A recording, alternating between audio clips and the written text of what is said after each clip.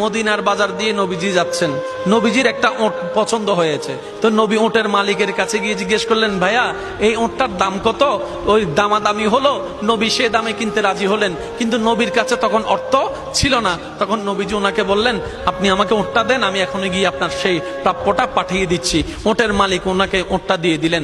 আশেপাশে যারা ওটের মালিক ছিল সবাই জিজ্ঞেস করতেছে, এই পাগলা, তুমি কি যাকে ওট দিয়েছো তাকে চিনো? বলে যে না। নাম জানো? বলে যে না। পরিচয় জানো? বলে যে না। ঠিকানা জানো? না। তো তুমি যে ওটটা দিয়ে দিলা, উনি যদি ওটার টাকাটা না ফাটায় তখন তো তুমি লসের মধ্যে চলে যাবা। সে ওটের মালিক বলে, এত সুন্দর নুরানি চেহারাওয়ালা কখনো বাটপার হতে পারে না, কখনো চিটার হতে পারে না, কখনো মিথ্যুক হতে পারে না। ওনার চেহারা দেখেই তো আমি ওট বিক্রি করার আগে মনটাই বিক্রি করে দিয়েছি, মনটাই বিক্রি করে দিয়েছি। তোমরা যাই বলো, আমার মন বলে উনি আসবেই আসবে, টাকাটা পাঠাবেই পাঠাবে। এই কথা বলতে না বলতে কিছুক্ষণ পরে নবীজির একজন সাহাবা এসে বলছেন, একটু আগে একজনে ওট নিয়ে গিয়েছেন, কাছ থেকে ওটের মালিকটাকে একটু দেখতে চাই। উনি বলে যে আমার থেকে।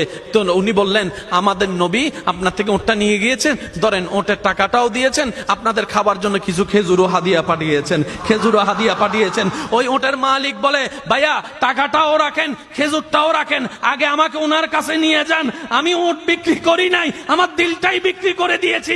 ওনার চেহারা মোবারক দেখে আমার মনটাই পাল্টাই গিয়েছে, আমি কালিমা পড়ে মুসলমান হয়ে যেতে রাজি আছি। সুবহান।